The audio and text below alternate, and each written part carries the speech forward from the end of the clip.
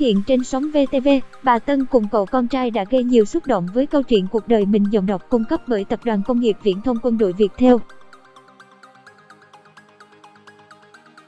Trở thành hiện tượng gây sốt mạng xã hội với những clip làm đồ ăn siêu cay khổng lồ trên mạng xã hội, bà Tân Vlog còn vinh dự ghi danh kỷ lục Guinness Việt Nam là người phụ nữ là nông dân nhận được nút vàng YouTube trong thời gian nhanh nhất Việt Nam. Bạn đang nghe tiếng nói nhân tạo của Trung tâm Không gian mạng Viettel. Sau cuộc gặp gỡ với Trấn Thành và các nghệ sĩ trong chương trình Người bí ẩn, mới đây bà Tân đã xuất hiện trong chương trình Ngôi nhà thế hệ số trên VTV tiếng nói từ Trung tâm Không gian mạng Viettel. Người phụ nữ đến từ Bắc Giang này đã làm nhiều khán giả xúc động khi kể về hoàn cảnh của mình giọng đọc cung cấp bởi Tập đoàn Công nghiệp Viễn thông Quân đội Viettel. Bà Tân ngậm ngùi kể lại cuộc đời mình. Xuất hiện cùng con trai trong chương trình, ở màn giới thiệu, bà có màn chào hỏi mang thương hiệu của mình. Tôi tên là Nguyễn Thị Tân, giọng đọc được nghiên cứu và phát triển bởi các kỹ sư Trung tâm Không gian mạng Viettel. Bạn đang nghe giọng đọc phát hành bởi Trung tâm Không gian mạng Viettel. Tôi năm nay gần 60 nồi bánh trưng rồi. Cuộc sống của tôi làm ruộng, trồng rau, chăn lợn. Tiếng nói từ Trung tâm Không gian mạng, Tập đoàn Công nghiệp Viễn thông Quân đội Viettel. Những lúc các công việc trên vãng, tôi lại đi phụ hộ. Đó cũng là lý do mà bà thường xuyên ăn cơm lề đường hoặc dưới mưa. Bà chưa bao giờ nghĩ mình sẽ nổi tiếng trên mạng xã hội.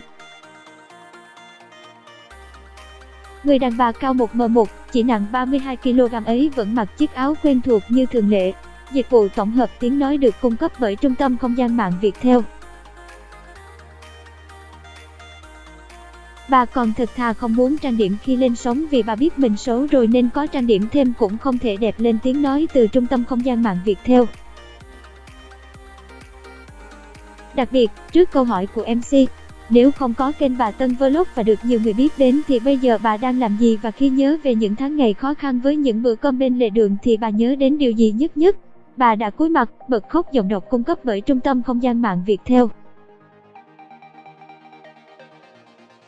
Giọng đọc cung cấp bởi Trung tâm Không gian mạng Viettel. Bà bật khóc khi nhớ lại khoảng thời gian khó khăn. Bà đã kể khoảng thời gian khó khăn nhất cuộc đời khi chồng mắc bệnh ung thư hiểm nghèo phải chữa trị ở bệnh viện K. Cùng lúc đó mẹ chồng phải chạy thận nhân tạo, còn các con đang học đại học. Giọng đọc thuộc bản quyền Trung tâm Không gian mạng Viettel. Đó là khoảng thời gian khó khăn nhất. Tiền nong tốn kém, tôi phải cắm sổ đỏ để vay tiền chữa bệnh cho chồng. Dịch vụ tổng hợp tiếng nói được cung cấp bởi Trung tâm Không gian mạng Viettel. Tôi tìm mọi cách vay mượn, hết mình chữa trị cho chồng đến lúc ông ấy mất. Lúc đó buồn vì con mất bố, vợ mất chồng. Bạn đang nghe tiếng nói nhân tạo, phát thanh từ Trung tâm Không gian mạng Viettel. Vợ có chồng sẽ đỡ được nhiều khó khăn. Ví dụ đi cày ruộng, chồng còn thì tôi không phải cày, ông ấy không còn thì tôi phải làm, vất vả hơn. Dịch vụ tổng hợp tiếng nói được phát triển bởi Trung tâm Không gian mạng Viettel.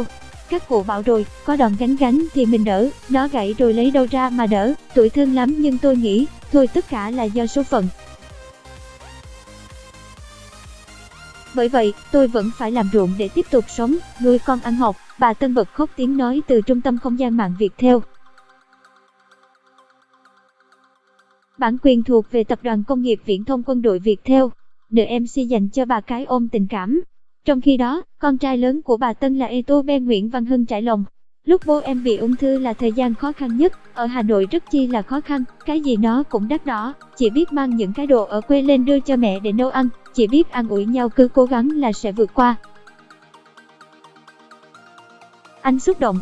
Em là người chứng kiến những khó khăn của mẹ từ bé đến lớn, mẹ làm việc khá vất vả. Bản quyền của Trung tâm Không gian mạng Viettel. Giọng đọc thuộc bản quyền Trung tâm Không gian mạng Viettel. Từ làm ruộng, làm đồng, để kiếm tiền lo cho tụi em ăn học. Thật sự em rất thương mẹ. Nghe những chia sẻ từ con trai, bà Tân bảo, bà cũng chỉ bảo với các con là mẹ khổ lắm, các con bảo tôi là, mẹ cứ cố gắng lên, bà lại rơi nước mắt khiến nữ MC không khỏi ngậm ngùi, dành cho bà một cái ôm tình cảm. Cảm ơn bạn đã tin tưởng sử dụng dịch vụ của Trung tâm Không gian mạng Viettel.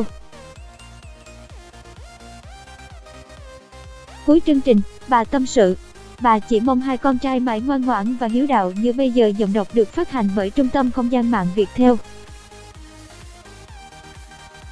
Trong khi đó, con trai bà đã gửi lời cảm ơn mẹ vì chịu nhiều vất vả kể từ khi bố mất bản quyền thuộc về Tập đoàn Công nghiệp Viễn thông Quân đội Viettel. Anh hứa sẽ là trụ cột để chăm sóc mẹ khi về già. Con trai bà Tân hứa sẽ chăm lo gia đình và cho mẹ về già. Bạn đang nghe Tiếng nói nhân tạo, phát thanh từ Trung tâm Không gian mạng Viettel. Cảm ơn bạn đã sử dụng giọng đọc nhân tạo của Trung tâm Không gian mạng Viettel. Theo An, Thời Lưu, Gia Dinh, NET Việt.